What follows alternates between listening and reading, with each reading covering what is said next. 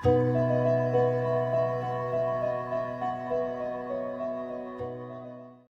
are so many men that are miserable in their relationship. Oh, she's miserable too. And in fact, she was miserable probably before you were. And now she's miserable and you're miserable as well. Hello, I'm Dr. David Hawkins, Director of the Marriage Recovery Center and the Emotional Abuse Institute. And I want to walk you through making sense of your situation. Let's understand something. She is very, very upset. She has begun to pull apart from you. Maybe she's made complaints about your behavior, your attitude, again and again and again, and you're confused. You don't think it's that big of a deal, and you don't know why she is so unhappy. Maybe you even say that. I don't know why you're so unhappy. And she tells you, and it still doesn't make sense.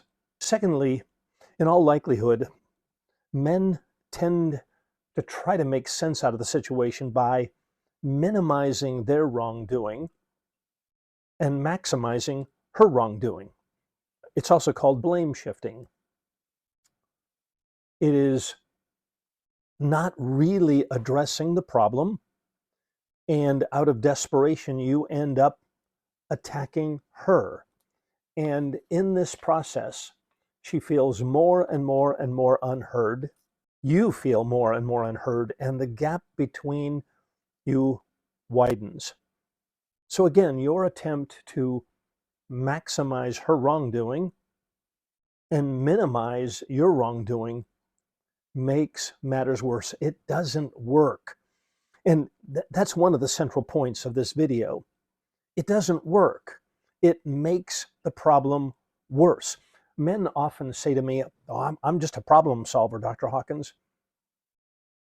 It's actually not true, because you're trying to work on the problem the way you want to work on the problem, but in all likelihood, you're not really listening to her. So what do I want you to do?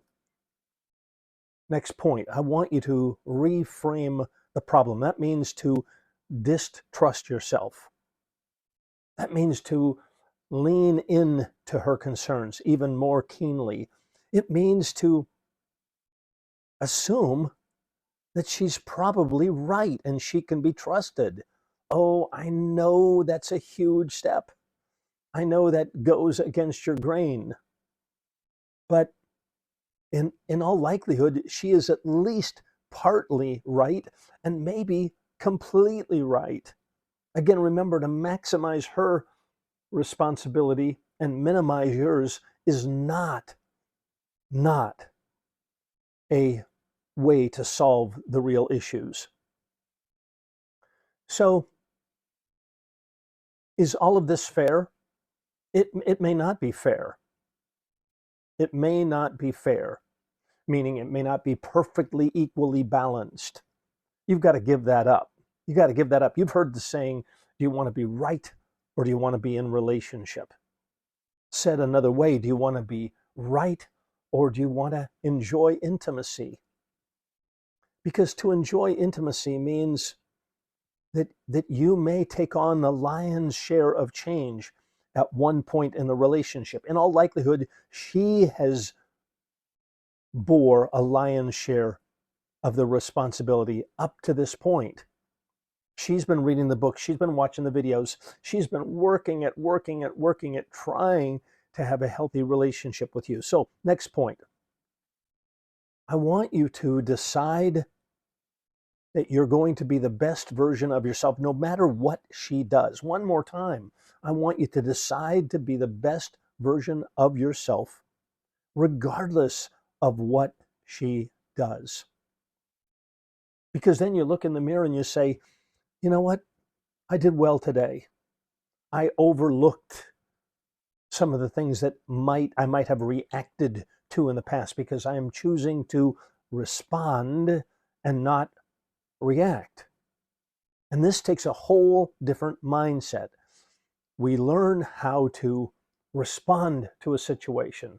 Oh, we got our feelings hurt. Should I say something? Maybe yes, maybe no. In fact, in all likelihood, no. No, because you want to respond effectively.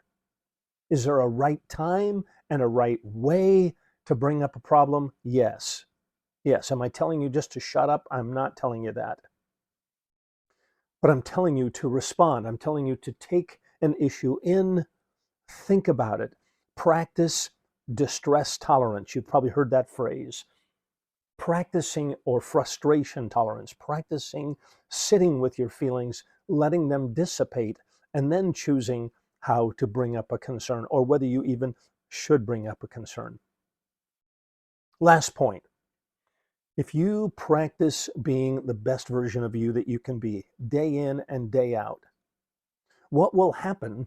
There's this another saying that says core self-functioning is contagious. Healthy functioning is contagious.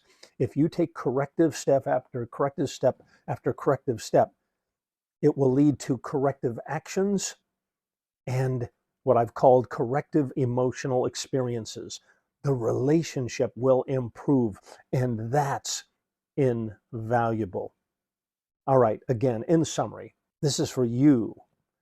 This is for improving your relationship by improving yourself. Practicing distress tolerance, practicing letting go of is it fair, is it not fair, practicing responding rather than reacting. You accept your circumstances, you accept where things are so that you know how to proceed forward. All right, I hope this has been helpful to you. Again, click on the link to subscribe to other videos. And if we can be helpful to you, we want to be on your team. Contact our client care team and they will help you determine a path forward. Take care and God bless.